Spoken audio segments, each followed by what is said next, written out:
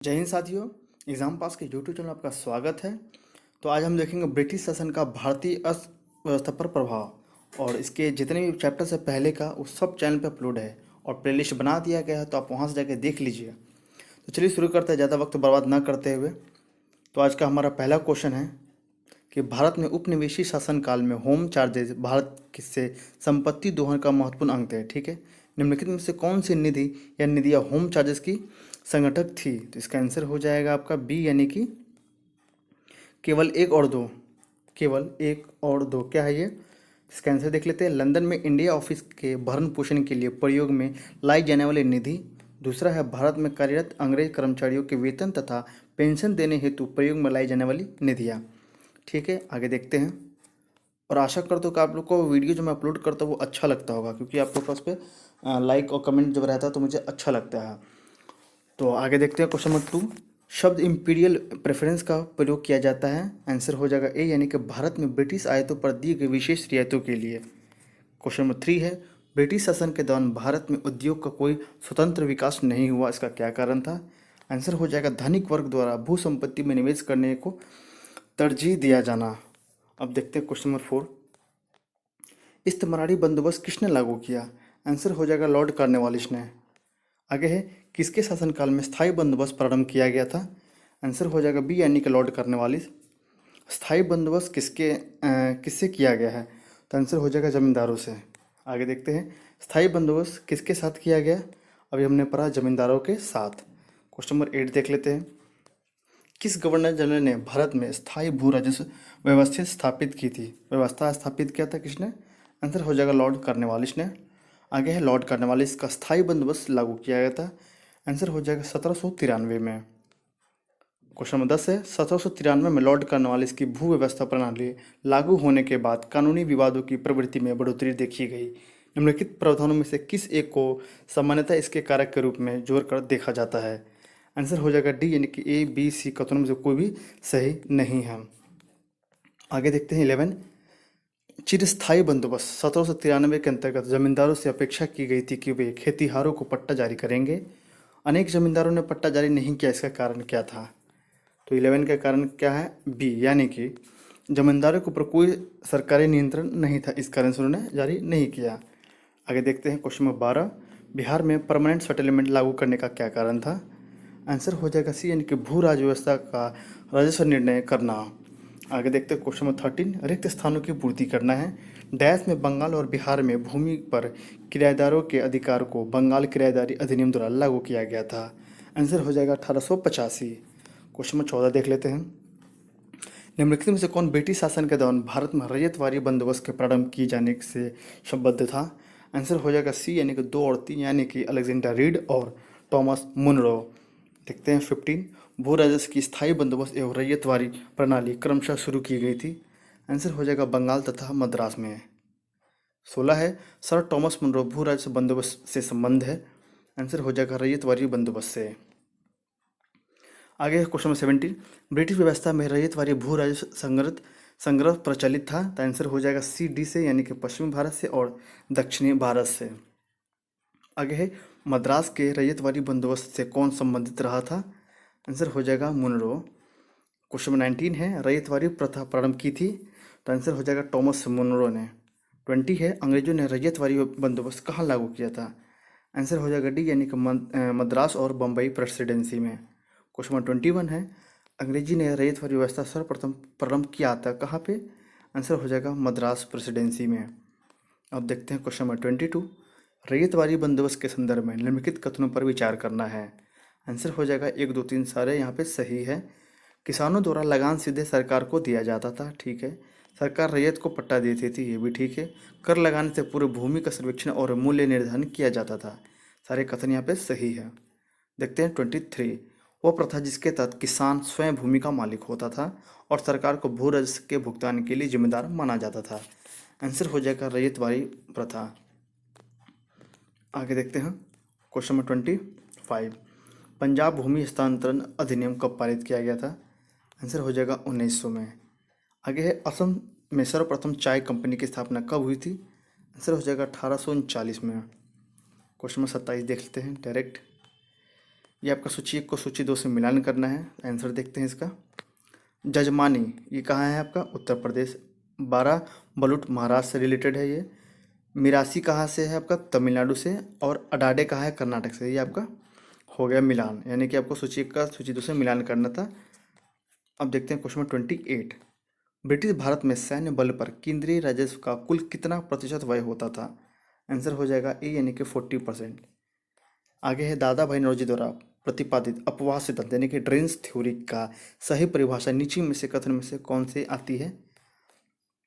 Answer हो जाएगा B, यानी कि भारत की राष्ट्रीय संपदा का एक भाग अथवा कुल वार्षिक उत्पादन ब्रिटेन को निर्यात कर दिया जाता था, जिसके लिए भारत को कोई वास्तविक प्रतिफल नहीं मिलता था।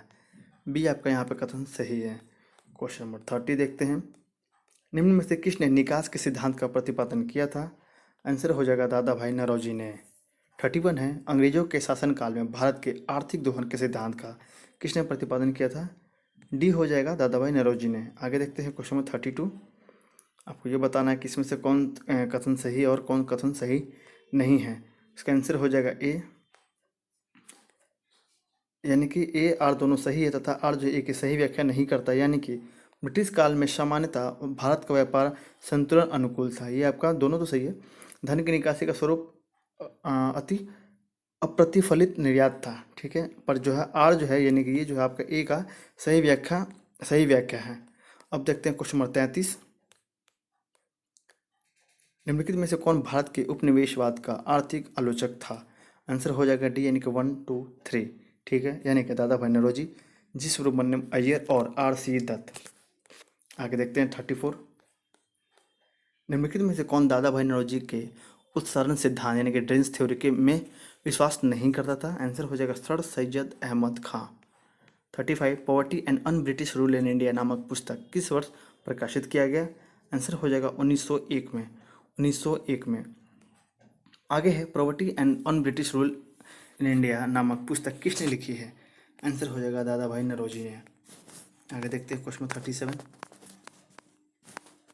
ब्रिटिश हाउस ऑफ कॉमन्स में चुने जाने वाले दादा भाई नौरोजी प्रथम भारतीय थे जिन्होंने इस दल के टिकट पर चुनाव लड़ा। कौन सा टिकट था? आंसर हो जाएगा उदारवादी दल। आगे है ब्रिटिश शासन के समय अर्थव्यवस्था को खोखला करने के सिद्धांत के बारे में पुस्तक किसने लिखी? तो आंसर हो जाएगा दादा भाई नौरोजी ने। 39 है कि अनौद्योगिकरण के संदर्भ में निम्नलिखित में से कौन सा कथन सही है?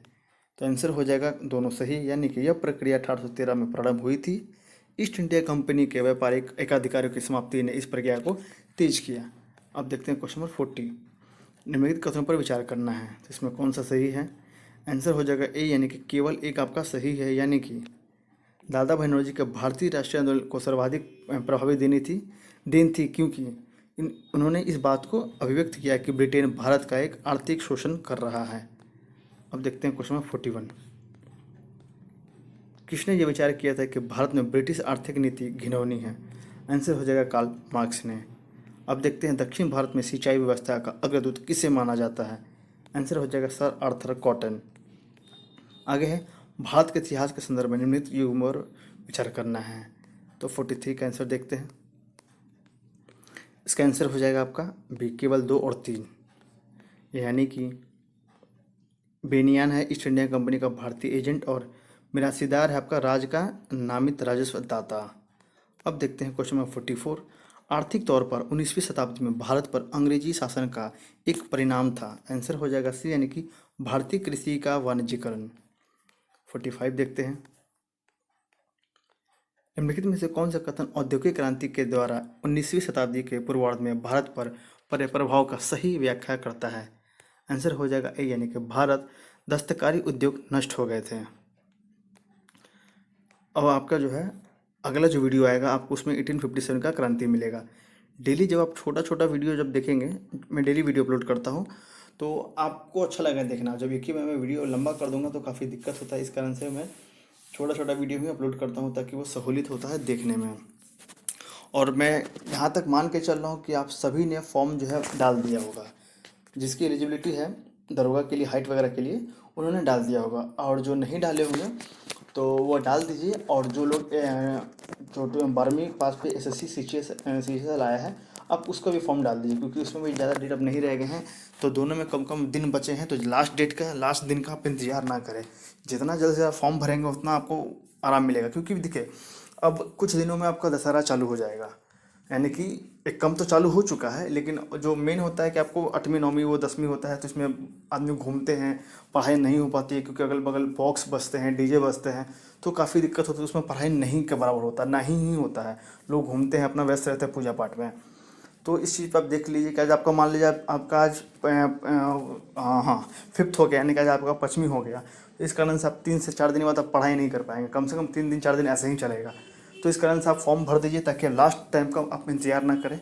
उसके बाद आप पढ़ाई में लगते रहिए। जो बच्चे दौड़ कर रहे हैं वो दौड़ जो है आप स्टार्ट कर दीजिए, क्योंकि इस दौड़ में सबसे ज़्यादा बच्चे छट जाते हैं प्रीटी के बाद। तो आप दौड़ में लग जाइए, डेली 1 राउंड 2 राउंड अपना 1600 मीटर का जो है अपना अपना देखिए कितना देर में हो रहा है। अपना लॉन्ग जंप, हाई जंप का अपना तैयारी कीजिए, गोला फेंक का तैयारी कीजिए। लेकिन सबसे पहले आप फॉर्म डाल दीजिए, उसके बाद ही आप कोई काम करेंगे। आशा करता हूँ आपको ये वीडियो अच्छा लगा होगा, तो इस वीडियो को लाइक कीजिएगा और चैनल को सब्सक्राइब कीजिएगा और बेल आइकन को भी प्रेस कीजिएगा, ताकि जो भी मैं वीडियो डालूँ आपके पास इसका नोटिफिकेशन जा सके। और आपको किसी का पीडीएफ चाहिए या जो मैं वीडियो डालता हूँ उसका पीडीएफ चाहिए, तो आप मुझे टेलीग्राम पे फॉलो कर सकते हैं। आप टेलीग्राम पे जुड़ जाइए। और मैंने जैसे भी कहा था कि टेलीग्राम पे हम लोग क्विज स्टार्ट करने वाले हैं, तो उसके लिए जैसे ही बच्चे आएंगे तो हम क्विज स्टार्ट करेंगे। तब तक के लिए प्रेजेंट करते रहिए। धन्यवाद।